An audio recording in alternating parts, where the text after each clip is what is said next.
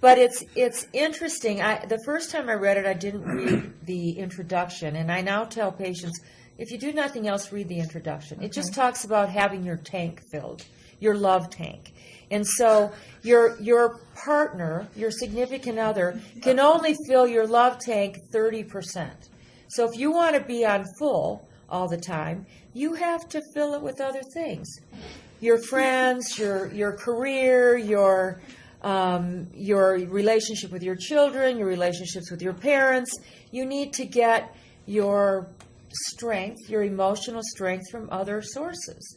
Because even if your significant other is 100% there for you, it's only 30% full. So, and is that both for men and women? Yeah, I mean that's kind of what's possible. Okay. And so, and then to fill the tank, you have to learn how your partner is speaking to you in love terms. Okay. For me, I mean, I read the book. I kind of figured out my love language, and then I tried to figure out the language of my current significant other. Right. And because we'd been together for a couple years, I didn't really think we were getting anywhere. And, I didn't want to have any conversations about how he was feeling, so I knew that wouldn't go anywhere. So I read the book and kind of tried to figure out where, how he communicated, and then I did a couple little test runs, to see, and once I figured it out, everything got more comfortable. Really? And then you can figure out how they receive love in what language, and sometimes the language is physical. And you would think women are often, there's gifts and physical and positive affirmations, and what's the other one? There's like 5 of them. Yeah. But I read the book because my Pilates instructor said that one Valentine's Day, and there's a little Valentine's tip, if you haven't gotten your gift yet, run over to Barnes & Noble. Her husband took her to Barnes & Noble, and they bought 2 copies of the 5 Languages of Love. And then they both read it, they took the little test, and then they talked about it. And I thought, wow, what a wonderful Valentine's gift. Wow. This is my Valentine's gift. It's beautiful. Oh, you have a heart on for I have me. a heart. Ooh. No, it's for my husband. Oh. Sorry, Dwayne. I thought maybe you need your love tank it's not filled. her love language, so Yeah. you can, Yeah. it's not working. So anyway, I thought that was a great Valentine's gift because it showed that he was willing to work on their love languages. So there are many books out there, as you know. There are walls of books on relationships. And I think just starting somewhere, if it's just for a weekend, where you're going to just spend time together, even if it's somewhere where you can, camping out in the wild and going shopping and getting your food and going camping, or a ski trip, or just going to a hotel watching movies and getting room service, any of those things where you're just together. Yeah. You're not watching a football game, or you're not doing those Chick things. flick, You're just kind of together. Yeah. Or you watch a football game and a chick flick. Yeah. Whatever works. So those things those times are important to keeping the intimacy and the relationship alive. And I think a lot of us think it's just going to come naturally. Like falling in love kind of just happened. Yeah. But relationships don't just happen. I think that's really cool. So people would come to you and say that, and then where do you think the Botox stuff comes in? I mean, what does that do for, and you have male clients too, right? Yeah. It isn't just. I think that the whole body image, your body confidence affects your relationships. Body confidence, I like that. So if you are, if you gain 10 pounds or 20 pounds and you don't have the body confidence that you had 20 pounds before, it's going to affect your relationship. You're not going to feel as good about yourself if those things bother you. I mean, obviously, if you're oblivious to it, it's not going to have any effect. But it may have an effect on your partner. Yeah, maybe if your partner doesn't you think you're attractive, yeah. that's a signal. That's not a good signal. Yeah, especially if most men are very visual. Yeah.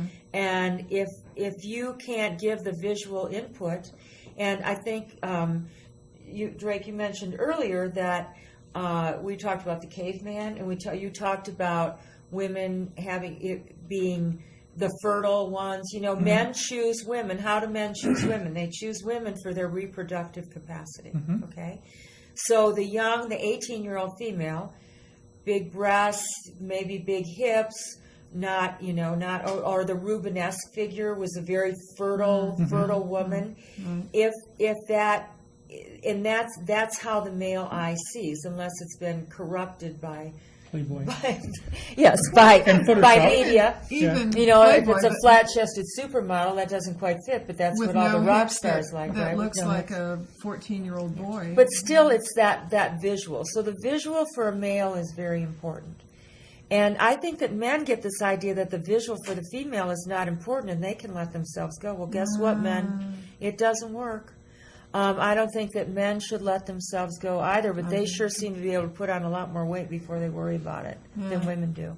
Not all men, but some. And so that visual component is very important. So if you have an aging face, say you're approaching 50, and you're starting to feel like this is falling and these lines are getting deep, if you can restore and lift the face visually, it doesn't even have to be surgically, but if you can make a face look younger by increasing the plumpness of the cheeks or decreasing the folds below the nose, those things will give the illusion that the face is younger.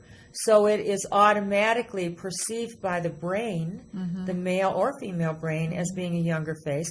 So theoretically, it's going to be more attractive. But most of this stuff is really about you looking in the mirror and seeing a younger face, plumper cheeks. The thing that I hear a lot is, I don't want to see my mother's face in the mirror. I know. I wouldn't probably. Make me You nervous. wouldn't want to see your Yeah. She's like 600 miles from here, so it'd be kind of a startling thing. It'd be kind of like the whole Bloody Mary situation. But I understand what you're. But it's okay. Asking this from a point of view of those of us who kind of follow a more earthy religion thing is, we have a veneration for the concept of the crone and the sage. Do you think our modern society is getting to the point where looking old or whatever is becoming a stigma of some sort? Because I think about our elders in the community.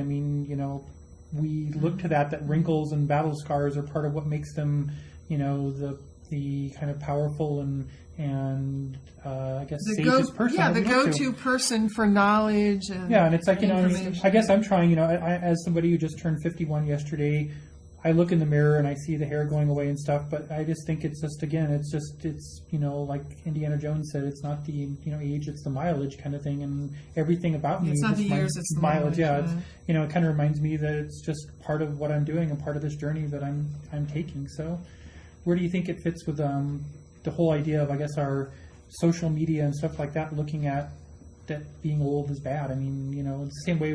Okay, look, Sean Connery still being in movies, but can you see a woman who is his age being anything but somebody's grandmother? But it's it's very... I have only British though, only Helen Mirren and she's the Helen Mirren's probably, what is she, 51, 52? No, Sean, I think she's well into her mid-50s then. But I think there's something to be said for, there are some women who are older who are still, they may not be beautiful in a classical sense, but there's a beauty to them just because of what they've experienced, and you can see every line on their face and it's there for a reason. But that's just me. Well, I think that that's fine if that's what